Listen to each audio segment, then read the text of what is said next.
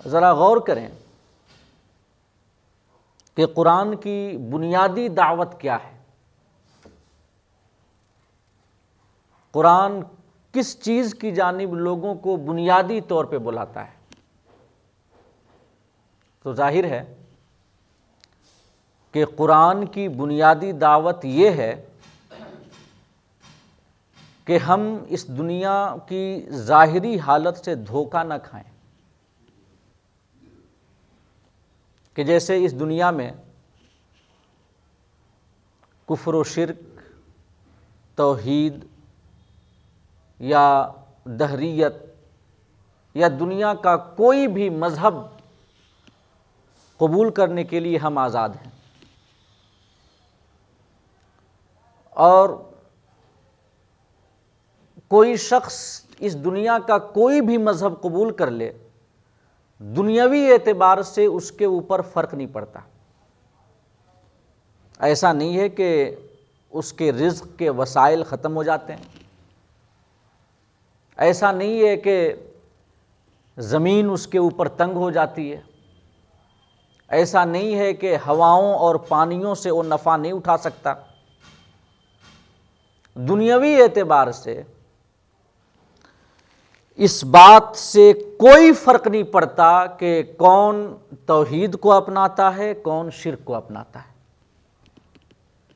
کون اسلام کو اپناتا ہے، کون نصرانیت، یہودیت یا دنیا کا کوئی مذہب بھی اپناتا ہے، دنیاوی اعتبار سے کوئی فرق نہیں پڑتا۔ ایسے ہی کوئی شخص چاہے تو طاعت و فرما برداری کو اپنائے، اللہ کے احکام کے مطابق زندگی گزارے، یا وہ اپنی زندگی فسق و فجور اور خدا کی نافرمانی میں گزارے، دنیاوی اعتبار سے کوئی فرق نہیں پڑتا۔ ایسا نہیں ہے کہ دنیاوی خزانے زمین سے باہر نکل کے متقین اور پرہیزگاروں کے گھروں کو اپنا مسکن بنا لیتی ہیں، اور جو فساق و فجار ہیں ان کا اس دنیا میں رہنا دوبھر ہو جاتا ہے۔ ایسا نہیں ہے۔ تو یہ اس دنیا کی ظاہری حالت ہے۔ کوئی کسی بھی مذہب کو اپنا لے، کوئی چاہے تو فسق و فجور کو اپنائے، چاہے طاعت و فرما برداری کو اپنا کر متقی اور پرہیزگار بن جائے، دنیاوی اعتبار سے کوئی فرق نہیں پڑتا۔ مگر قرآن کی دعوت یہ ہے کہ عقیدہ توحید اور اسلام کو چھوڑ کر دنیا کا کوئی مذہب تم اپناؤ، تمہارے لیے یہ ضرر رساں ہے۔ اگر تم طاعت و بندگی کو چھوڑ کر فسق و فجور کو اپنا لو تو اس میں تمہارا نقصان ہے،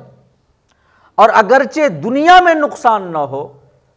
اصل نقصان وہ ہے جو تمہیں مرنے کے بعد ہوگا۔ قرآن کہتا ہے کہ اگر دنیا میں بظاہر کوئی حساب لینے والا، جواب طلب کرنے والا، عذاب و ثواب دینے والا نظر نہیں آتا، تو اس کا مطلب نہیں ہے کہ اس زندگی میں ہم جواب دینے کے ذمہ دار ہیں ہی نہیں،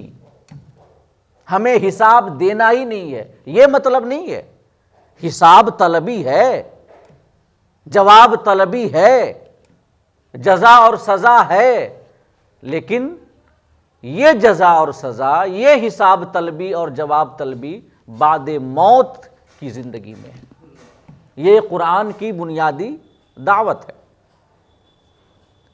کہ اللہ پاک حساب لے گا، اعمال کے مطابق، عقائد کے مطابق اللہ پاک ہمیں یا تو ثواب دے گا یا تو عذاب دے گا، مگر یہ مرنے کے بعد ہوگا۔ مرنے کے بعد جب ہم دوبارہ زندہ کیے جائیں گے اور اللہ رب العزت کی بارگاہ میں حساب کے لیے حاضر ہوں گے، تب ہمیں سمجھ میں آئے گا کہ دنیاوی زندگی کوئی عبث زندگی نہیں تھی، بلکہ وہ ہمارے لیے ایک ایسی زندگی تھی کہ ہم اس میں کس قسم کا عمل اپناتے ہیں، کس قسم کا طریقہ اختیار کرتے ہیں، اس کا فائدہ ہمیں آخرت میں ملنے والا ہے۔ یہ قرآن کی بنیادی دعوت ہے۔ اب اگر مان لیں کوئی شخص ایسا ہے کہ وہ موت کے بعد کی زندگی کو مانتا ہی نہیں۔ اگر کوئی ایسا ہے حیات بعد الموت پہ، بعث بعد الموت پہ، قیامت پہ، جنت و جہنم پہ اور حشر کے دن کے حساب و کتاب پہ اس کا ایمان ہی نہیں ہے، تو قرآن کی دعوت کا اس کے اوپر کیا اثر ہوگا؟ کوئی اثر تو نہیں ہوگا نا۔ یہ ایک نفسیاتی حقیقت ہے کہ اگر کوئی حیات بعد الموت کو نہیں مانتا تو قرآن کی دعوت کا اس کے اوپر کوئی اثر نہیں ہونے والا۔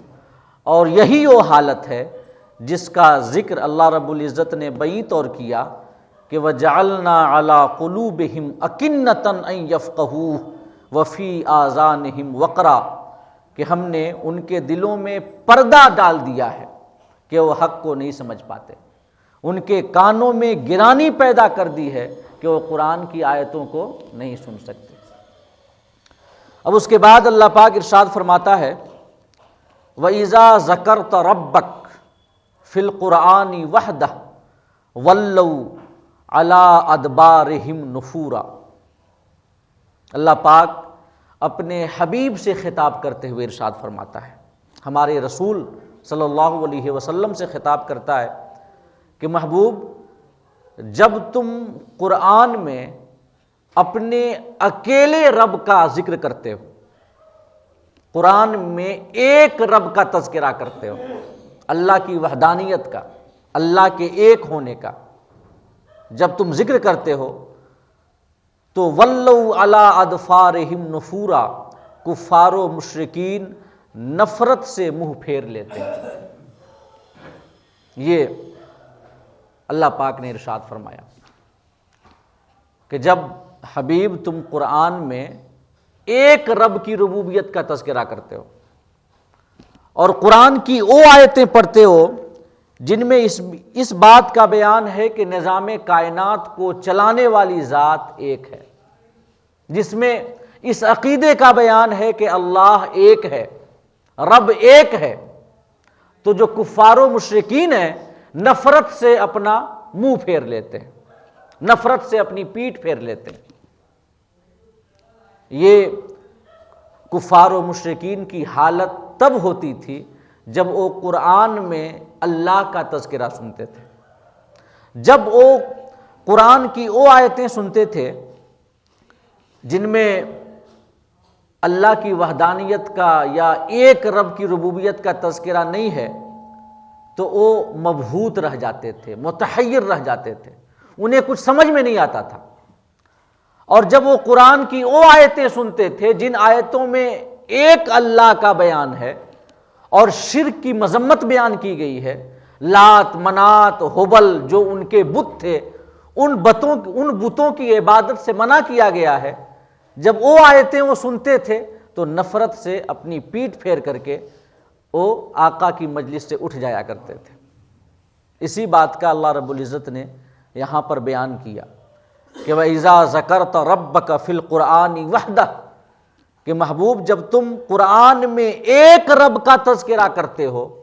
وَلَّوْا عَلَىٰ أَدْبَارِهِمْ نُفُورًا، کفار و مشرکین نفرت سے پیٹھ پھیر کر تمہاری مجلس سے بھاگ جاتے ہیں۔ اور حضرت عبداللہ ابن عباس رضی اللہ تعالی عنہ سے اس کی ایک تفسیر یہ مروی ہے کہ جب آقا کریم صلی اللہ علیہ وسلم قرآن میں ایک رب کا تذکرہ کرتے، ایک رب کا ذکر کرتے، تو شیاطین بھاگ جاتے تھے۔ شیاطین کہ جن کا مشن ہی یہ ہے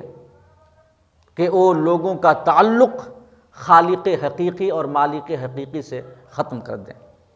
شیاطین جن کا مشن ہی یہ ہے کہ لوگ رب کی عبادت کو چھوڑ کر معبودان باطلہ کی عبادت میں مشغول ہو جائیں۔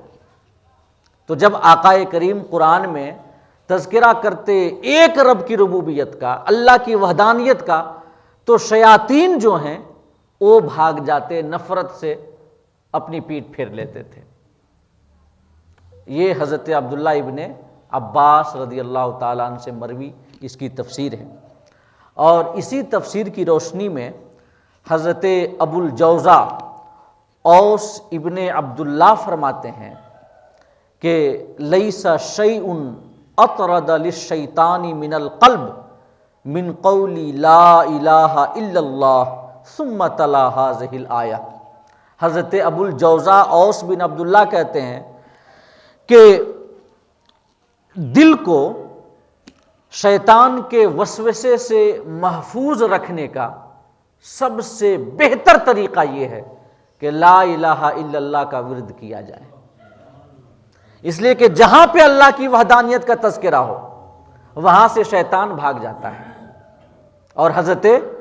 اوس بن عبداللہ نے اسی آیت کریمہ کی تلاوت کی کہ وَإِذَا ذَكَرْتَ رَبَّكَ فِي الْقُرْآنِ وَلَّوْا عَلَىٰ أَدْبَارِهِمْ نُفُورًا، کہ جب قرآن میں ایک اللہ کا تذکرہ ہوتا ہے تو شیاطین پیٹ پھیر کر بھاگ جاتے ہیں۔ تو اللہ کی وحدانیت کے تذکرہ کے وقت شیاطین بھاگ جاتے ہیں پیٹ پھیر کر، لہٰذا اس سے یہ سمجھ میں آتا ہے کہ دل کو شیطان کے حملے سے، شیطان کے وساوس سے، شیطان کے بہکاوے سے، شیطان کی چالوں اور مکاریوں سے بچانے کا سب سے بہتر طریقہ یہ ہے کہ بندہ لا الہ الا اللہ کا ورد اپنی زبان پہ ہمیشہ رکھے۔ اگر ہم لا الہ الا اللہ کا ورد ہمیشہ کرتے رہیں، ہمیشہ ہم لا الہ الا اللہ پڑھتے رہیں، تو تو شیطان ہمارے دل تک نہیں پہنچے گا۔ وہ حدیث میں آیا نا کہ آقا نے فرمایا کہ او دل جس میں اللہ کی یاد نہ ہو، او دل جو ذکر الہی سے خالی ہو، او ویران گھر کی طرح ہے۔ آقا نے فرمایا جو دل ذکر الہی سے خالی ہو وہ ویران گھر کی طرح ہے۔ اور ہم سب یہ جانتے ہیں کہ جو گھر ویران رہے وہ گھر شیطان کا مسکن بن جاتا ہے۔ اگر گھروں میں رہنے والے لوگ ہیں، اس گھر کے رہواسی موجود ہیں، مالک اس گھر میں رہ رہے ہیں، تب تو ٹھیک، ورنہ اگر کوئی گھر ویران رہ جائے، کوئی رہنے والا نہ ہو، خالی رہے، تو خالی گھر شیطان کا اڈا بن جاتا ہے۔ شیاطین اس گھر میں اپنا مسکن بنا لیتے ہیں، وہ گھر شیاطین کا اڈا بن جاتا ہے۔ ویسے ہی جو دل ذکر الہی سے خالی ہو اور جس دل میں اللہ کا ذکر اور اللہ کی یاد نہ ہو، یاد رکھیں وہ دل بھی ویران گھر کی طرح ہے۔ اور جیسے ویران گھر کو شیاطین اپنا مسکن بنا لیتے ہیں، ویسے ہی ذکر الہی سے ویران دل کو بھی شیاطین اپنا مسکن بنا لیتے ہیں۔ لہٰذا اگر اپنے دلوں کو شیاطین کا مسکن بنانے سے محفوظ رکھنا ہے، اپنے دلوں کو شیاطین کے وسوسے سے اور حملے سے محفوظ رکھنا ہے، تو اس کا سب سے بہتر طریقہ یہ ہے کہ دل میں اللہ کی یاد بسائی جائے۔ ہمیشہ لا الہ الا اللہ کا ورد اپنی زبان پہ رکھا جائے۔ اور یاد رکھیں، جب ہم زبان سے لا الہ الا اللہ کا ورد کرتے رہیں گے اور ہمیشہ اپنی زبان کو ذکر الہی سے تر رکھیں گے، تو اس کا لازمی اثر اور لازمی نتیجہ ہمارے دلوں پہ ہوگا۔ اس لیے کہ قلب بھی اسی رنگ میں رنگ جاتا ہے جس رنگ میں انسان کی زبان رنگی ہو۔ زبان پہ جس کا زیادہ تذکرہ ہو، دل میں اس کی یاد بھی زیادہ ہوتی ہے نا، یہ حقیقت ہے۔ حضرت عائشہ صدیقہ رضی اللہ تعالی عنہا سے مروی ایک حدیث پاک ہے کہ آقا فرماتے ہیں من احب شیئا اکثر ذکرہ، جب انسان کسی سے محبت کرتا ہے تو اس کا ذکر کثرت کے ساتھ کرتا ہے۔ اور محبت یہ دل کی کیفیت کا نام ہے، محبت دلوں میں پائی جاتی ہے۔ آقا نے فرمایا جب انسان کسی سے محبت کرتا ہے تو اس کا ذکر کثرت کے ساتھ کرتا ہے، یعنی کثرت کے ساتھ بہت زیادہ کسی چیز کا ذکر کرنا اس بات کی دلیل ہے کہ وہ چیز دل میں موجود ہے۔ اور جب ہم لا الہ الا اللہ کا ورد ہمیشہ اپنی زبان پہ رکھیں گے اور اپنی زبان سے اللہ اللہ کا ورد لگاتے رہیں گے، اپنی زبان کو ذکر الہی سے تر رکھیں گے، تو اس ذکر اور اس ورد کا اثر یقیناً ہمارے دلوں پہ ہوگا۔ اللہ کی یاد ہمارے دلوں میں بس جائے گی، اور جب اللہ کی یاد ہمارے دلوں میں بس جائے گی تو پھر جس دل میں خدا کی یاد ہو، شیاطین اس دل کو اپنا مسکن نہیں بنا سکتے۔ حضرت اوس بن عبداللہ فرماتے ہیں لیس شیء اطرد للشیطان من القلب من قول لا الہ الا اللہ، دلوں سے شیطان کو بھگانے کا سب سے بہترین نسخہ یہ ہے کہ لا الہ الا اللہ کا ورد کیا جائے، اللہ کی یاد سے، اللہ کے ذکر سے اپنی زبان کو تر رکھا جائے۔ اب آیت نمبر 47 میں اللہ رب العزت یہ ارشاد فرماتا ہے کہ نحن اعلم بما یستمعون به اذ یستمعون الیک واذ هم نجوى اذ یقول الظالمون ان تتبعون الا رجلا مسحورا۔ یہ 47ویں آیت کریمہ، اس میں اللہ پاک ارشاد فرماتا ہے کہ ہم خوب جانتے ہیں کہ کفار جب آپ سے قرآن کو سنتے ہیں تو کیا سنتے ہیں، اور ہم یہ بھی جانتے ہیں کہ جب وہ آپس میں تنہائی میں سرگوشیاں کرتے ہیں تو آپ کے حوالے سے کیا کہتے ہیں۔ یہ اللہ رب العزت کفار و مشرکین کی اس حالت کا تذکرہ کر رہا ہے کہ جب وہ قرآن کو سنتے تھے تو کس حالت میں سنتے تھے، اور قرآن کو سن کر جب خلوت میں آپس میں بیٹھ کر وہ باتیں کرتے تھے تو وہ کیا باتیں کرتے تھے۔ اللہ پاک نے اسے بیان کیا کہ نحن اعلم بما یستمعون بہ، کہ محبوب ہم خوب جانتے ہیں کہ جب کفار آپ سے قرآن کو سنتے ہیں تو وہ کیا سنتے ہیں یا کس حال میں سنتے ہیں۔ وَإِذْ هُمْ نَجْوَى، اور جب وہ آپس میں سرگوشیاں کرتے ہیں، خلوت میں تنہائی میں آپس میں مل بیٹھ کر آپ کے خلاف باتیں کرتے ہیں، قرآن کے خلاف باتیں کرتے ہیں تو کیا باتیں کہتے ہیں۔ اللہ پاک فرماتا ہے کہ ہم خوب جانتے ہیں، اور اس کے بعد اللہ پاک نے بتا بھی دیا کہ وہ کیا کہتے ہیں۔ اللہ فرماتا ہے اِذْ يَقُولُ الظَّالِمُونَ ان تتبعون الا رجلا مسحورا، کہ یہ کفار و مشرکین جب خلوت میں باہم جمع ہوتے ہیں اور وہ سرگوشیاں کرتے ہیں آپ کے حوالے سے تو کہتے ہیں کہ تم ایک ایسے شخص کی اتباع کر رہے ہو جس پر جادو کا اثر ہے، جس پر جادو کیا گیا ہے۔ یعنی آپس میں جب بیٹھتے تھے تو آقا کو کہتے تھے کہ ان پر تو جادو کا اثر ہوا پڑا ہے، اور جادو کے اثر کی وجہ سے ان کی عقل میں معاذ اللہ، صد بار معاذ اللہ، کمی آ گئی ہے، فساد آ گیا ہے، لہٰذا یہ کچھ بھی بولتے رہتے ہیں۔ تو یہ کفار آپس میں جب تنہائی میں جمع ہوتے تھے تو آقا کے حوالے سے یہ کہتے تھے۔ اس آیت کریمہ کی جو شان نزول ہے اور جو اس کا پس منظر ہے، اس حوالے سے امام قرطبی نے 2 روایتیں بیان کی ہیں۔ پہلی روایت یہ ہے کہ ایک بار عتبہ نے، جو کہ ایک کفار و مشرکین کا سردار تھا، بڑا اس کا اثر تھا، مکہ کا رئیس تھا، عتبہ نے قریش میں سے جو شریف حضرات تھے، جو اشراف قریش تھے، ان کو دعوت دی کھانے کے لیے عتبہ نے۔ تو تمام اشراف قریش عتبہ کے گھر جمع ہوئے۔ آقا کریم صلی اللہ علیہ وسلم محفلوں اور مجلسوں کا انتظار کیا کرتے تھے۔ جب آپ مکہ میں دین کی دعوت دیتے تھے، قرآن کی دعوت دیتے تھے،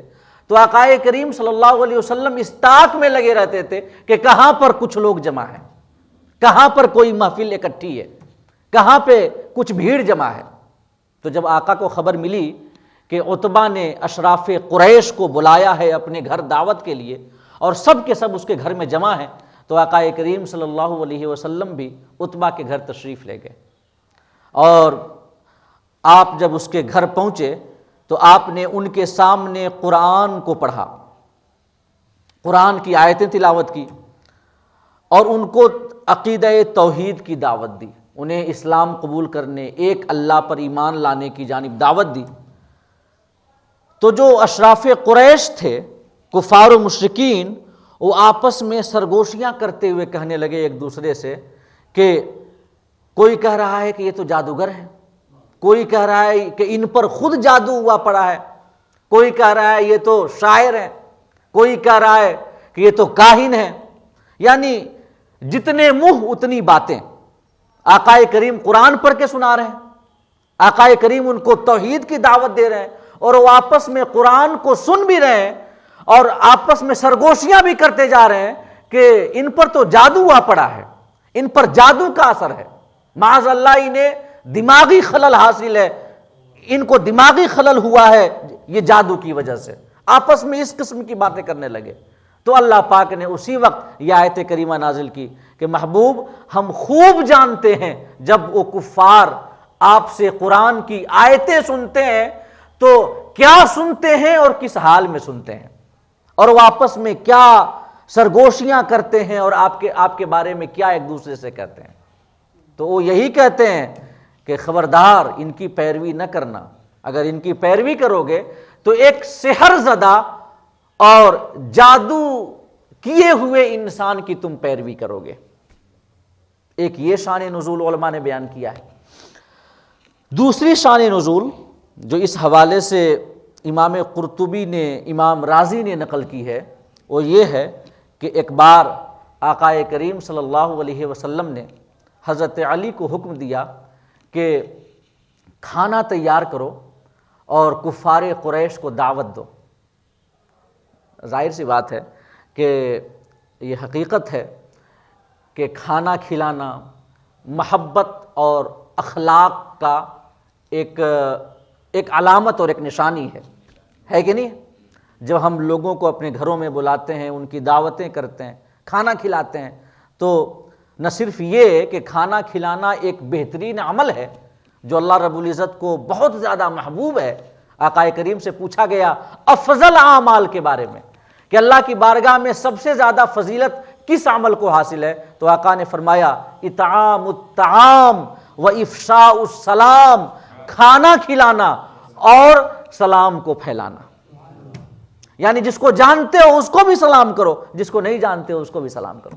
تو کھانا کھلانا اللہ پاک، اللہ کے رسول صلی اللہ علیہ وسلم نے اس عمل کو انتہائی بہترین اور فضیلت والا عمل قرار دیا۔ تو کھانا کھلانا انتہائی فضیلت والا عمل ہے اور بہت بڑی نیکی ہے، لیکن اس کے ساتھ ساتھ یہ محبت اور اخلاق کی نشانی بھی ہے۔ تو آقا کریم صلی اللہ علیہ وسلم نے یہ خواہش ظاہر کی حضرت علی سے کہ ہم چاہتے ہیں کہ ہم کفار قریش اور اشراف قریش کو کھانے کی دعوت دیں، کہ جو ہم سے دور بھاگتے ہیں، ہماری باتیں نہیں سنتے، لوگوں کو ہم سے دور کرتے ہیں، لوگوں کو ہماری باتیں سننے نہیں دیتے، جب ہم ان کو دعوت پہ بلائیں گے تو ان کے دل میں ہمارے حوالے سے نرمی آئے گی اور پھر وہ ہماری باتیں سنیں گے۔ تو آقا نے حضرت علی کو حکم دیا کہ کھانا تیار کرو اور کفار قریش کو دعوت کرو۔ حضرت علی نے کھانا تیار کیا اور اشراف قریش کو دعوت کی۔ تو جب تمام اشراف قریش حاضر ہوئے اور حضرت علی نے ان کے سامنے کھانا لگا دیا، وہ سب جب کھانا کھا چکے تو آقا کریم صلی اللہ علیہ وسلم نے ان کے سامنے قرآن مجید کی کچھ آیتیں تلاوت کی اور پھر انہیں عقیدہ توحید کی دعوت دی، یہ کہتے ہوئے، حدیث کے الفاظ ہیں کہ آقا نے فرمایا قولوا لا الہ الا اللہ لتطیعکم العرب وتدین لکم العجم۔ آقا نے فرمایا کہ اے میری قوم، لا الہ الا اللہ پڑھ کر عقیدہ توحید کے دامن میں آ جاؤ گے، اہل عرب بھی تمہاری اطاعت کریں گے اور عجم پر بھی تمہارا سکہ چلے گا۔ یہ آقا نے انہیں کہ اگر تم عقیدہ توحید کو اپنا لیتے ہو، اسلام کے دامن میں آ جاتے ہو، تو پورا عرب تمہارے زیر نگی ہو جائے گا اور عجم بھی تمہارے سامنے اپنے سروں کو جھکا دے گا، یہ آقا نے فرمایا۔ تو ان سب نے انکار کر دیا اور اسی روایت میں ایک یہ بھی بات ہے کہ ابو جہل نے پوچھا آقا کریم صلی اللہ علیہ وسلم سے کہ اگر ہم اسلام قبول کر لیں اور آپ کی دعوت کو مان لیں تو ہمیں کیا ملے گا، ہمیں کیا ملے گا، یہ پوچھا آقا سے۔ تو سنیے گا آقا نے کیا جواب دیا تھا ابو جہل کی اس بات کے جواب میں۔ اس نے پوچھا کہ اگر ہم آپ کی دعوت کو قبول کر لیں، عقیدہ توحید کو اپنا لیں، اپنا آبائی مذہب ترک کر دیں تو ہمیں کیا ملے گا؟ آقا نے فرمایا تھا ما للمسلمین، جو عام مسلمانوں کو ملے گا وہ تمہیں بھی ملے گا، جو عام مسلمانوں کو ملے گا وہ تم کو بھی ملے گا۔ ذرا غور کریں، ابو جہل کفار مکہ کا رئیس تھا، مکہ کا سب سے بڑا سردار تھا، مگر آقا کریم صلی اللہ علیہ وسلم نے اس کی امارت، اس کی رئیسی، اس کی سرداری کا کوئی لحاظ نہیں کیا، اور اس کے ساتھ کسی امتیازی سلوک کا ذکر نہیں کیا کہ تم کو یہ ملے گا، یہ ملے گا، یہ ملے گا، نہیں۔ آقا نے فرمایا جو عام مسلمانوں کو ملے گا وہ تمہیں بھی ملے گا۔ اس سے سمجھ میں آتا ہے کہ مساوات، برابری اسلام کا ایک ایسا قانون ہے کہ ابتدائی اسلام میں جبکہ مسلمان تعداد کے اعتبار سے کمزور تھے، افراد کے اعتبار سے کمزور تھے، طاقت و قوت کے اعتبار سے کمزور تھے، اس وقت بھی آقا نے اسلام کے عقیدہ مساوات سے سمجھوتا نہیں کیا۔ فرمایا کہ جو سب کو ملے گا وہ تمہیں بھی ملے گا۔ تو ابو جہل نے کہا تھا کہ جو سب کو ملے گا وہ مجھے بھی ملے گا، تو میں ایسا مذہب کیوں قبول کروں کہ جس مذہب کی وجہ سے میری امارت اور رئیسی اور سرداری ختم ہو جائے گی؟ اس لیے کہ ان کے ہاں عدم مساوات تھی، ان ایکولیٹی تھی، یہ معاشرے میں لوگوں کو برابر حقوق حاصل نہیں تھے، بلکہ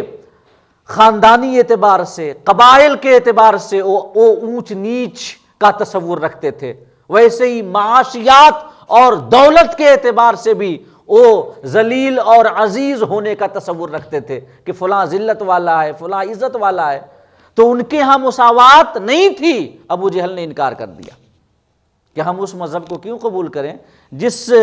مذہب میں ماننے کے بعد ہمارے ساتھ کوئی امتیازی سلوک نہیں کیا جائے گا، ہماری حیثیت کو نہیں مانا جائے گا۔ لیکن یہ اسلام کا عقیدہ اور تصور مساوات ہے کہ ابتدائی اسلام میں بھی آقا نے مساوات سے سمجھوتا نہیں کیا۔ تو ایک تو یہ بات بھی اس روایت کے اندر ہے، اور ساتھ میں یہ بھی بیان کیا گیا ہے اس روایت کے اندر کہ جب اشراف قریش نے آقا کی دعوت کا انکار کر دیا تو آپس میں سرگوشیاں کرنے لگ گئے اور کہنے لگ گئے کہ یہ تو جادوگر ہے۔ کوئی کہہ رہا ہے ہوا مسحور، کہ اس کے اوپر تو جادو کا اثر لگتا ہے، کوئی مطلب خود ان کو جادوگر کہہ رہا ہے، کوئی کہہ رہا ہے کہ ان پر جادو کا اثر ہے، کوئی کہہ رہا ہے کہ یہ کاہن ہے، کوئی کہہ رہا ہے یہ شاعر ہیں، جتنے منہ اتنی باتیں۔ اور یہ آقا کریم کے حوالے سے جو مختلف قسم کی باتیں کرتے تھے اس کا بیان اگلی آیت میں آ رہا ہے، لیکن ایک اور شان نزول کے حوالے سے سن لیں۔ یہ تو دو روایتیں آپ نے سن لی، اور تیسری روایت یہ ہے شان نزول کے حوالے سے کہ کفار قریش اور مشرکین عرب کی یہ عادت تھی کہ وہ اگرچہ دن کے اجالے میں انکار کرتے ہمارے آقا کی رسالت کا، قرآن کے اللہ کے کتاب ہونے کا، لیکن راتوں میں چھپ چھپ کر کے قرآن سنا کرتے تھے۔ یہ روایتیں آئی ہیں۔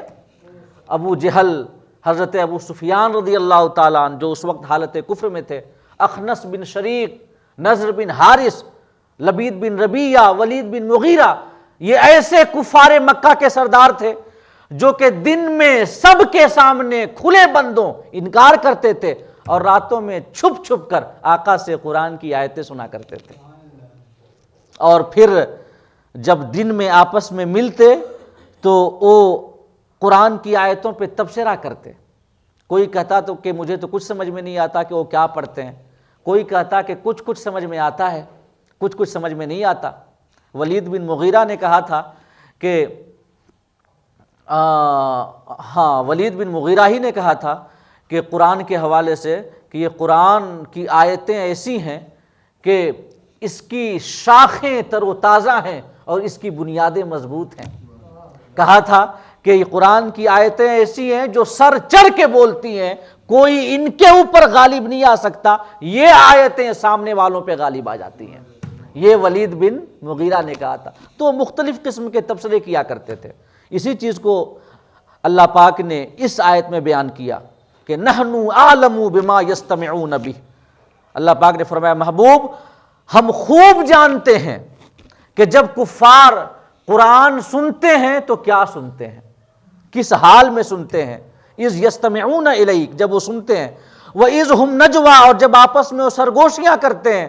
اذ یقول الظالمون، جب ظالم کہتے ہیں کہ ان تتبعون الا رجلا مسحورا، کہ اگر تم ان کی اتباع کرو گے تو ایک سحر زدہ شخص کی اتباع کرو گے، ایک ایسے شخص کی اتباع کرو گے کہ جس پہ جادو کا اثر ہے۔ یہ وہ جو کفار و مشرکین تھے آپس میں کہا کرتے تھے۔ اب جو اس آیت کریمہ کا آخری حصہ ہے نا، رجلا مسحورا، مسحورا، تو مسحورا کے حوالے سے ائمہ تفسیر کے کئی قول موجود ہیں۔ مسحورا، ایک قول تو یہ ہے کہ مسحور سے مراد یہ ہے کہ آقا کریم صلی اللہ علیہ وسلم کو مسحور کہہ کے یہ مراد لیتے تھے کہ ان پہ جادو کا اثر ہوا ہے، اور جادو کی وجہ سے معاذ اللہ ان کی عقل زائل ہو گئی ہے، ان کی عقل جو ہے فساد کا شکار ہو گئی ہے، معاذ اللہ رب العالمین۔ ایک تو یہ ان کا قول تھا۔ اور امام مجاہد نے مسحور کی ایک تفسیر کی ہے مخدوع سے، مخدوع، اور مخدوع کہتے ہیں دھوکہ کھایا ہوا شخص، وہ شخص جو دھوکے میں مبتلا ہو، جس کو حقیقت کا پتہ نہ ہو، اور وہ اپنے دھوکے کی وجہ سے غلط چیز کو صحیح چیز سمجھ رہا ہو۔ یہ امام مجاہد نے مسحورہ کی تفسیر کی ہے کہ رجلم ان تتبعون رجلم مسحورا ای رجلم مخدوعا، کہ کفار کہا کرتے تھے کہ اگر تم ان کی اتباع کرو گے تو ایک ایسے شخص کی اتباع کرو گے، ایک ایسے شخص کی پیروی کرو گے جو دھوکے میں مبتلا ہے، جسے دھوکا ہوا ہے، اور دھوکے کی وجہ سے وہ غلط کو صحیح سمجھ رہا ہے۔ اور وہ دھوکا کس چیز کا تھا؟ تو کفار و مشرکین یہ کہتے تھے کہ کچھ لوگ ہیں جو کہ انہیں یعنی کہ ہمارے آقا صلی اللہ علیہ وسلم کو قرآن سکھاتے ہیں، کچھ لوگ ہیں جو قرآن کی تعلیم انہیں دیتے ہیں، اور ان لوگوں سے قرآن سیکھ کر، قرآن کی آیتیں سیکھ کر معاذ اللہ آقا کریم لوگوں کے سامنے بیان کرتے ہیں، اور پھر یہ کہتے ہیں کہ یہ آیتیں اللہ کی جانب سے نازل ہوئی ہیں۔ ایک یہ قول اس کی تفسیر میں بیان کیا گیا ہے کہ کفار و مشرکین کہتے تھے کہ یہ کسی انسان سے سیکھ کر کے آتے ہیں اور پھر اسے لوگوں کے سامنے بیان کرتے ہیں، اور دعویٰ کرتے ہیں کہ یہ آیتیں منزل من اللہ ہیں۔ اس بات کو اللہ رب العزت نے قرآن مجید میں بھی بیان کیا ہے۔ جی ہاں، قرآن مجید کی ایک آیت کریمہ بھی ہے کہ اللہ پاک فرماتا ہے کہ وَلَقَدْ نَعْلَمُ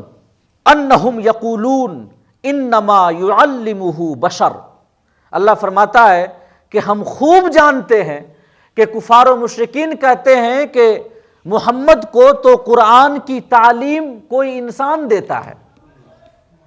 اب اس کے بعد اللہ پاک فرماتا ہے کہ لسان الذی یلحدون الیہ اعجمی وہذا لسان عربی مبین۔ آقا صلی اللہ علیہ وسلم کے حوالے سے کفار کہتے تھے کہ ان کو کوئی انسان سکھاتا ہے۔ اب اللہ پاک فرماتا ہے کہ وہ شخص جس کی جانب وہ قرآن کا سکھانا منسوب کرتے ہیں اور کہتے ہیں کہ آقا ہمارے رسول کو اس شخص نے قرآن کی تعلیم دی ہے، اللہ فرماتا ہے کہ وہ تو عجمی ہے،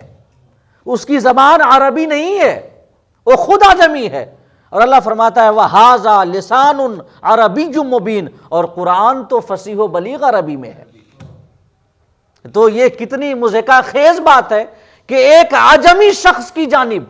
کہ جس کی مادری زبان عربی بھی نہیں تھی، کفار و مشرکین نسبت کرتے تھے اور کہتے تھے کہ محمد کو قرآن اس عجمی شخص نے سکھایا ہے۔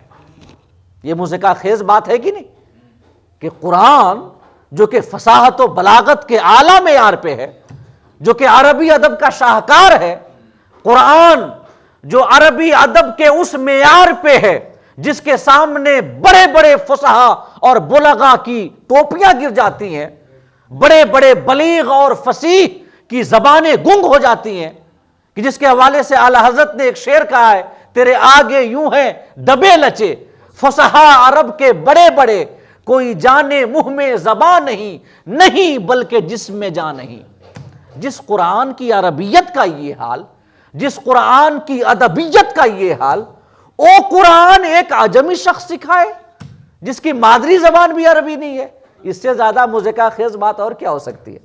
ہے کہ نہیں؟ اور جانتے ہیں وہ قرآن کا سکھانا کن کی جانب منسوب کرتے تھے؟ ایک لوہار تھا جس کا نام بلعام تھا، بلعام نام تھا، وہ لوہار تھا اور وہ عربی نہیں تھا، عجمی تھا۔ کچھ لوگ کہتے تھے کہ محمد کو بلعام قرآن کی تعلیم دیتا ہے، اور کچھ لوگ کہتے تھے کہ بنی مغیرہ کا ایک غلام جس کا نام یعیش تھا وہ آقا کو قرآن کی تعلیم دیتا ہے۔ کچھ لوگ کہتے تھے کہ عیش اور جبر نام کے دو شخص تھے جو آقا کو قرآن کی تعلیم دیتے تھے، ان کی جانب منسوب کرتے تھے کہ یہ آقا کو قرآن سکھاتے ہیں۔ اور یہ تینوں اور یہ جو چاروں لوگ ہیں، بلعام، یعیش، عیش، جبر، یہ سب کے سب عجمی تھے، ان کی مادری زبان عربی بھی نہیں تھی۔ اب بتائیں کہ عجمی شخص عربی ادب کا ایک شاہکار کیسے سکھا سکتا ہے؟ یہ تو مضحکہ خیز بات ہے نا۔ اور چلیں اگر مان بھی لیا جائے ایک لمحے کے لیے اگر ہم مان لیں بفرض محال کہ انہوں نے آقا کو سکھایا قرآن کی آیتیں انہوں نے سکھائیں، تو میں کہتا ہوں کہ اگر وہ اتنے ہی قابل تھے کہ قرآن کی آیتیں وہ آقا کو سکھاتے تھے، تو سکھاتے کیوں تھے؟ خود وہ آیتیں لوگوں کے سامنے پیش کر کے یہ کیوں نہیں کہتے تھے کہ میں نبی ہوں اور یہ آیتیں اللہ نے ہماری جانب اتاری ہیں؟ اور وہ خود ایک قرآن جیسی شاہکار کتاب قوم کے سامنے پیش کیوں نہیں کیا؟ انہوں نے ایک مذہب کے بانی کی حیثیت سے اپنے نام کو تاریخ کے اوراق میں زندہ جاوید کیوں نہیں بنا لیا؟ اگر وہ خود اتنے قابل تھے تو وہ ان کو کیوں سکھاتے تھے؟ یہ بات یقیناً ماننے کے قابل نہیں ہے۔ تو ایک تو یہ تفسیر بیان کی گئی ہے کہ انہیں دھوکہ ہوا ہے، کچھ لوگ سکھاتے ہیں اور یہ کہتے ہیں کہ اللہ کی جانب سے، اور کچھ کفار و مشرکین یہ بھی کہتے تھے کہ جو فرشتہ آتا ہے نا ان کے پاس، آقا کریم صلی اللہ علیہ وسلم اور ہمارا عقیدہ ہے کہ قرآن کی آیتیں جبریل امین لے کر آتے تھے،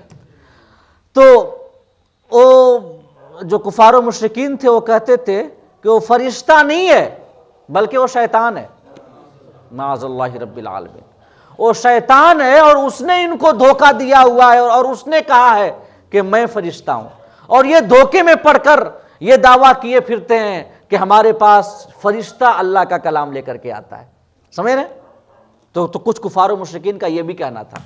کہ جو وہ فرشتہ ہے، فرشتہ نہیں ہے، ان کو دھوکہ ہوا ہے، در حقیقت وہ شیطان ہے اور شیطان نے ان کو دھوکے میں مبتلا کر رکھا ہے، وہ کہتا ہے کہ میں جبریل ہوں۔ تو اس قسم کی باتیں وہ کیا کرتے تھے۔ اسی چیز کو اللہ پاک نے بیان کیا کہ ان تتبعون الا رجلا مسحورا، اگر تم ان کی اتباع کرو گے تو ایک دھوکہ کھائے ہوئے شخص کی اتباع کرو گے۔ اب آیت نمبر 48 میں اللہ پاک ارشاد فرماتا ہے انظر کیف ضربوا لک الامثال فضلوا فلا یستطیعون سبیلا۔ اللہ فرماتا ہے محبوب دیکھو تو ان کفار و مشرکین نے تمہارے لیے کیسی کیسی مثالیں پیش کی۔ کسی نے کاہن کہا، کسی نے شاعر کہا، کسی نے جادوگر کہا، کسی نے یہ کہا کہ خود ان پر جادو کیا گیا ہے، کسی نے مجنون کہا۔ اللہ فرماتا ہے محبوب دیکھو تو یہ تمہارے لیے کیسی کیسی مثالیں پیش کرتے ہیں، فضلوا، تو اسی وجہ سے وہ گمراہ ہو گئے، تمہاری شان میں گستاخیاں کرنے کی وجہ سے، تمہیں مختلف قسم کے القاب سے یاد کرنے کی وجہ سے یہ گمراہ ہو گئے۔ فلا یستطیعون سبیلا، پس یہ ہدایت کی کوئی راہ نہیں پاتے۔ یہ اللہ پاک نے فرمایا کفار و مشرکین کے حوالے سے۔ اور ذرا اس آیت کریمہ کے پہلے حوالے پہ غور کریں، مطلب جو پہلا حصہ ہے اس پہ غور کریں۔ اللہ پاک نے فرمایا کہ غور کرو کہ یہ تمہارے لیے کیسی کیسی مثالیں پیش کرتے ہیں، یعنی کہ وہ جو مختلف قسم کی باتیں کرتے ہیں آقا کے حوالے سے، اسی سے یہ سمجھ میں آتا ہے کہ وہ جھوٹ بولتے ہیں۔ کیسے؟ اولاً تو وہ کہتے ہیں، سب سے پہلے کچھ لوگ کہتے ہیں ہمارے آقا کہ وہ شاعر ہیں، اور پھر جب شاعروں والی باتیں قرآن میں نہیں پاتے، آقا کریم کے کلام میں شاعری نہیں پاتے، تو پھر بعد میں وہ سمجھ جاتے ہیں کہ نہیں ہم غلط کہہ رہے ہیں۔ پہلے وہ شاعر کہتے ہیں اور پھر بعد میں وہ سمجھ جاتے ہیں کہ نہیں شاعر یہ نہیں ہے، ان کی ذات پہ شاعر کا لفظ چسپاں نہیں ہوتا، فٹ نہیں ہو رہا ہے، تو پھر وہ کہتے ہیں کہ نہیں یہ شاعر نہیں ہے بلکہ کاہن ہے۔ اور پھر جب دیکھتے ہیں کہ کاہنوں کی جو علامات اور اوصاف ہیں وہ ان کے اندر نہیں ہے، کاہن لوگ جو کہ عجیب قسم کے لباس پہنتے ہیں، عجیب طرح سے باتیں کرتے ہیں، یہ ان کی طرح نہیں ہے، تو پھر سمجھ جاتے ہیں کہ نہیں ان کے اوپر کاہن بھی فٹ نہیں ہوتا، تو پھر وہ کہتے ہیں کہ نہیں یہ جادوگر ہے۔ یہ کیا ہے؟ جادوگر ہے۔ لیکن پھر جب ان کے اندر جادوگر کی بھی کوئی علامت نہیں پاتے اور وہ یہ سمجھتے ہیں کہ ساحر یعنی جادوگر کا لفظ بھی ان کے اوپر فٹ نہیں ہوتا، تو کہتے ہیں نہیں یہ جادوگر نہیں ہے، انہی کے اوپر جادو ہوا ہے۔ اور جب یہ دیکھتے ہیں کہ جس کے اوپر جادو ہوا ہو اور جادو کی وجہ سے جس کی عقل زائل ہو گئی ہو، وہ اتنا عظیم انقلاب لا کیسے سکتا ہے، ایسا آفاقی پیغام وہ قوم کے سامنے پیش کیسے کر سکتا ہے، ایسی کتاب وہ لا کیسے سکتا ہے جس کا جواب دینے سے فصحا اور بلغا عاجز رہ جائیں۔ جب وہ دیکھتے ہیں کہ فصاحت و بلاغت کے اعلیٰ مقام پہ فائز ایک کتاب یہ پیش کر رہے ہیں، تو پھر یہ سمجھتے ہیں کہ نہیں ان کے اوپر جادو بھی نہیں ہوا ہے، تو کوئی کہتا ہے کہ یہ مجنون ہے۔ یعنی کہ وہ ایک لفظ پہلے یہ آپ پر یہ فٹ کرنے کی کوشش کرتے ہیں، پہلے جادوگر کہتے ہیں، جب دیکھتے ہیں کہ نہیں جادوگر یہ نہیں ہے تو پھر کہتے ہیں نہیں ان کے اوپر جادو ہوا ہے، اور جب دیکھتے ہیں کہ نہیں یہ بھی نہیں فٹ نہیں بیٹھ رہا کہ ان کے اوپر جادو ہوا ہے تو کہتے ہیں کہ یہ شاعر ہے، جب دیکھتے ہیں کہ شاعر بھی نہیں ہے تو کہتے ہیں کاہن۔ یعنی کہ وہ مختلف حالتوں میں مختلف باتیں کرتے ہیں اور ان کا کوئی قول فٹ نہیں ہوتا، اسی سے سمجھ میں آتا ہے کہ ان کی ہر بات جھوٹی ہے، ان کی کوئی بات سچی نہیں ہے بلکہ ان کی ہر بات جھوٹی ہے۔ اللہ فرماتا ہے کہ انظر کیف ضربوا لک الامثال، محبوب دیکھو تو صحیح انہوں نے کیسے تمہارے لیے مثالیں بیان کی، فضلوا، پس وہ گمراہ ہو گئے، پس وہ حق سے دور ہو گئے۔ یہاں سے یہ سمجھ میں آتا ہے کہ گستاخی رسول کا لازمی نتیجہ یہ ہے کہ انسان ہدایت سے دور چلا جاتا ہے۔ جو انسان آقا کریم صلی اللہ علیہ وسلم کی شان میں گستاخیاں کرے، ہدایت کبھی بھی اسے نہیں مل سکتی۔ یاد رکھیں، جو گستاخی کا ارتکاب کرے ایسا شخص توبہ کی توفیق بھی نہیں پاتا، توبہ کی توفیق بھی نہیں پاتا۔ اسی وجہ سے آپ دیکھیں گے کہ جو لوگ گستاخی کا ارتکاب کرتے ہیں وہ اس دنیا سے چلے جاتے ہیں، مر کھپ جاتے ہیں، انہیں توبہ کی توفیق نہیں ملتی، کیونکہ یہ اللہ رب العزت کی غیرت کو گوارا نہیں ہے کہ کوئی ہمارے حبیب کی شان میں گستاخیاں کرے اور پھر وہ توبہ کر لے۔ اللہ پاک کی قدرت یہ چاہتی ہے کہ حبیب کا گستاخ جو ہے وہ جہنم میں جلایا جائے، اس کا آخری ٹھکانہ جہنم بنے، لہٰذا اللہ رب العزت نبی کے گستاخ کو توبہ کی بھی توفیق نہیں دیتا۔ اللہ پاک فرماتا ہے محبوب جو تمہارے لیے قسم قسم کی باتیں کرتے ہیں، فضلوا، لہٰذا وہ گمراہ ہو گئے۔ اب گمراہ ہونے کے بعد ایسے گمراہ ہو گئے، اللہ پاک نے فرمایا فلا یستطیعون سبیلا، وہ حق کو قبول کرنے کی کوئی راہ نہیں پاتے، یعنی وہ حق کو قبول کر ہی نہیں سکتے، کیونکہ اللہ پاک جو گستاخان مصطفیٰ ہیں، جو گستاخان رسول ہیں، ان کو حق قبول کرنے کی توفیق دیتا ہی نہیں، ان کو توبہ کی توفیق دیتا ہی نہیں۔ فلا یستطیعون سبیلا، پس وہ حق قبول کرنے کی کوئی راہ نہیں پاتے۔ ایک دوسری تفسیر فلا یستطیعون سبیلا کی یہ کی گئی ہے کہ محبوب وہ آپ کو کاہن کہہ کے، شاعر کہہ کے، مجنون کہہ کے، آپ کو یہ کہہ کے کہ آپ کے اوپر جادو ہوا ہے، وہ چاہتے ہیں کہ لوگوں کو آپ سے دور کر دیں، وہ چاہتے ہیں کہ لوگ اسلام قبول نہ کریں، لیکن تمام ہر قسم کی باتیں کرنے کے باوجود اسلام لوگوں کے دلوں میں اپنا گھر بناتا جا رہا ہے، لوگ جوک در جوک اسلام کو قبول کرتے جا رہے ہیں۔ اب انہیں سمجھ میں نہیں آ رہا کہ وہ تو سب تو کہہ چکے، اب کیا کہیں اور اب کیسے لوگوں کو روکیں، کیونکہ کچھ لوگ جو کہ ازلی بدبخت ہوں، جن کے دلوں پہ مہر لگ چکی ہو، وہ تو ایمان قبول نہیں کریں گے، لیکن جن کے دلوں پہ مہر نہیں لگی ہے اور جن کے کانوں میں حق کو قبول کرنے کی صلاحیت ہے، جب وہ قرآن کو سنیں گے تب ظاہر سی بات ہے وہ تو یہ مان لیں گے نا کہ نہیں، ایسا کلام کسی کاہن کا نہیں ہو سکتا، کسی شاعر کا نہیں ہو سکتا، کسی جادوگر کا نہیں ہو سکتا، کسی ایسے شخص کا نہیں ہو سکتا جس کی عقل جادو کی وجہ سے زائل ہو چکی ہو، بلکہ ایسا کلام وہی کہہ سکتا ہے جو اللہ کا سچا رسول ہو، ہے کہ نہیں ہے؟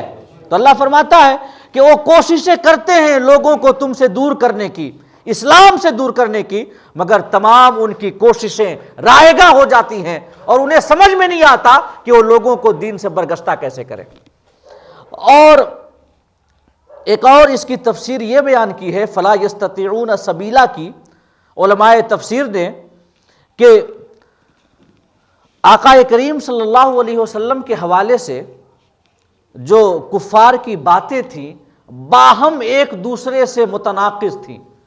باہم ٹکراتی تھی، کوئی کاہن کہہ رہا ہے تو کوئی شاعر کہہ رہا ہے۔ اب ظاہر ہے جو کاہن ہوتا ہے وہ شاعر نہیں ہوتا، اور جو شاعر ہوتا ہے وہ کاہن نہیں ہوتا۔ کچھ لوگ کہتے تھے یہ جادوگر ہیں، کچھ لوگ کہتے تھے نہیں انہی کے اوپر جادو ہوا ہے۔ یہ دونوں باتیں باہم الٹی ہیں، ہے کہ نہیں ہے؟ کچھ لوگ کہتے تھے یہ مجنون ہے۔ تو یہ تمام باتیں آپس میں ٹکراتی ہیں، آپس میں ایک دوسرے کی ضد ہیں۔ اب جب کوئی ان سے سوال کرتا ہے کہ تم محمد کو ساحر کہتے ہو، حالانکہ انہیں تو ہم پاتے ہیں، دیکھتے ہیں کہ ان کے اندر جادوگر کی کوئی علامت نہیں ہے۔ اب اگر کوئی ان سے پوچھتا ہے کہ تم کہتے ہو ایک جانب ساحر بھی اور دوسری جانب مسحور بھی کہتے ہو کہ ان کے اوپر جادو ہوا ہے، تو بتاؤ تو صحیح، ایک ہی شخص جادوگر اور ایک ہی شخص پر جادو کا اثر ہو، یہ کیسے ہو سکتا ہے؟ اگر کوئی ان سے سوال کرے تم شاعر بھی کہتے ہو، کاہن بھی کہتے ہو، تو بتاؤ تو ایک ہی شخص شاعر بھی ہو، ایک ہی شخص کاہن بھی ہو، ایسا کیسے ہو سکتا ہے؟ تو جب لوگ سوال کرتے ہیں تو ان سے کوئی جواب نہیں بن پاتا، وہ جواب دینے کی طاقت نہیں رکھتے، وہ اس قسم کی متضاد باتیں کرتے ہیں آپ کے حوالے سے کہ اگر ان سے پوچھ لیا جائے کہ ان باتوں کا جواب کیا ہے تمہارے پاس، اللہ فرماتا ہے فلا یستطیعون سبیلا، ان سے کوئی جواب نہیں بن پڑتا، وہ کوئی جواب نہیں دے سکتے۔ تو یہ آقا کریم صلی اللہ علیہ وسلم کے حوالے سے جو کفار کی گستاخیاں تھیں، اور اللہ رب العزت نے پھر جب ان کی گستاخیوں کو اور ان کی گمراہیوں کو اللہ پاک نے جب بیان کیا، یہ آیت نمبر 48 تک، اب اس کے بعد جو آیت نمبر 49 ہے اس میں آپ دیکھیں کہ ایک دلیل دی ہے کفار و مشرکین نے۔ وہ کہتے تھے کہ نبی کریم صلی اللہ علیہ وسلم پہ جادو ہوا پڑا ہے، ان کے اوپر جادو کر دیا گیا ہے، یہ جادو کے اثر میں ہے، اور جب دلیل ان سے مانگی جائے تو اولاً تو بن نہیں پڑتی، اور جب کچھ نہیں ان سے دلیل بن پڑتی تھی تو وہ کہتے تھے، کیا کہتے تھے؟ اللہ فرماتا ہے وَقَالُوا أَإِذَا كُنَّا عِظَامًا وَرُفَاتًا، اَإِنَّا لَمَبْعُوثُونَ خَلْقًا جَدِيدًا، وہ کہتے تھے کہ ان پر جادو ہوا ہے۔ اس کی دلیل یہ ہے کہ یہ کہتے ہیں کہ جب ہم مر جائیں گے اور ہم ہڈیاں اور ریزہ ریزہ ہو جائیں گے تو ہم دوبارہ اٹھائے جائیں گے۔ وہ یہ مطلب دلیل دیتے تھے آقا کریم صلی اللہ علیہ وسلم پر جادو کا اثر ہے۔ اس کی دلیل کیا ہے؟ وہ کہتے تھے کہ یہ کہتے ہیں، یہ کہتے ہیں کہ جب ہم مر جائیں گے تو مرنے کے بعد جب ہماری ہڈیاں بوسیدہ ہو جائیں گی، جب ہم ریزہ ریزہ ہو جائیں گے، ہمارے بدن کا کوئی نام و نشان نہیں رہے گا، تو کہتے ہیں کہ ہم دوبارہ اٹھائے جائیں گے۔ ایسا شخص وہی کہہ سکتا ہے جس کی عقل میں فطور ہو۔ وہ یہ کہتے تھے۔ تو اللہ پاک نے جواب دیا، اپنے حبیب سے فرمایا کہ محبوب ان سے کہہ دو کونوا حجارۃ او حدیدا او خلقا مما یکبر فی صدورکم فسیقولون من یعیدنا قل الذی فطرکم اول مرہ۔ اللہ فرماتا ہے محبوب ان سے کہہ دو تم چاہے مرنے کے بعد پتھر بن جاؤ یا لوہا بن جاؤ یا اس سے بھی زیادہ کوئی بڑی چیز جو تمہارے دل میں ہو تم وہ بن جاؤ، اور پھر اگر تمہیں شک ہو کہ تمہیں کون دوبارہ پیدا کرے گا، اللہ پاک نے فرمایا الذی فطرکم اول مرہ، وہ پیدا کرے گا جس نے تمہیں پہلی دفعہ پیدا کیا ہے۔ تم کچھ بھی بن جاؤ۔ یہ آیت نمبر 48 اور 49 میں، اور انشاءاللہ جو آگے کی آیات ہیں 49 اور 50 ہم اگلی نشست اسی سلسلہ کلام کو جاری رکھتے ہوئے آپ کے سامنے کچھ باتیں عرض کریں گے۔ اللہ پاک ہم سب کو کہنے اور سننے سے زیادہ عمل کرنے کی توفیق عطا فرمائے، ہمارے قلوب کو آقا کریم کی محبت سے منور و مجلہ فرمائے، اور ہمارے ظاہر کو آقا کی سیرت کی پیروی سے پاکیزہ اور ستھرا بنائے۔ آمین۔ وآخر دعوانا ان الحمد للہ رب العالمین۔